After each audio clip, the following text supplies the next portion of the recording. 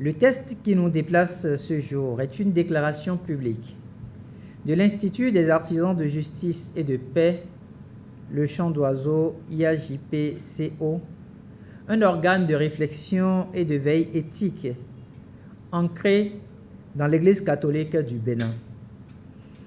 Il ne s'agit ni d'un communiqué de circonstance, ni d'une simple prise de position pastorale, mais plutôt d'une interpellation civique et prophétique d'une rare densité intellectuelle et morale.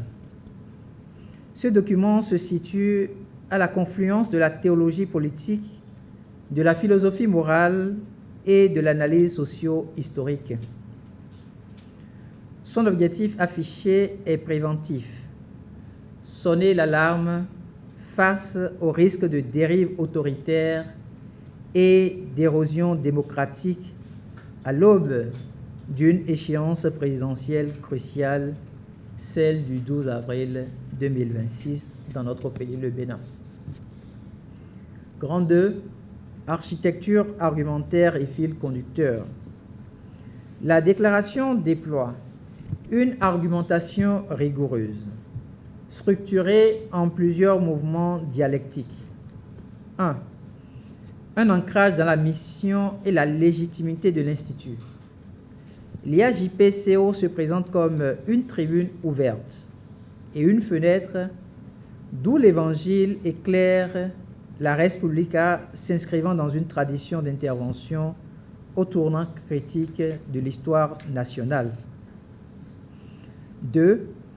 Une rétrospection historique comme garde-fou contre l'amnésie. Le texte opère d'ailleurs un retour nécessaire sur l'ère de l'arbitraire, pré-1990, érigeant la Conférence nationale des forces vives de février 1990 en acte fondateur et en norme intangible de la démocratie béninoise. Cette référence n'est pas commémorative mais opératoire.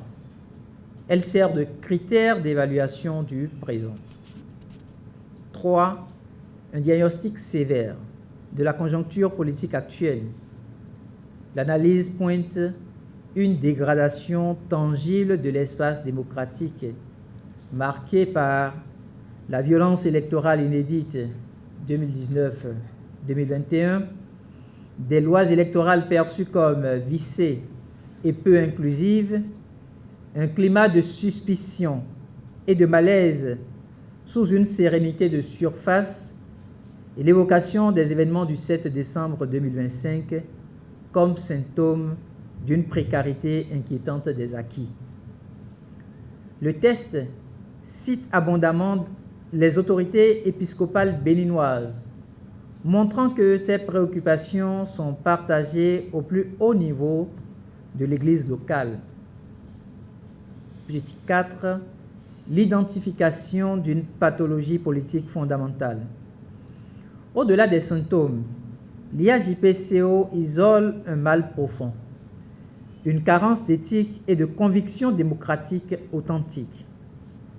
La politique y est décrite comme ayant forgé sa propre morale, souvent en rupture avec le bien commun.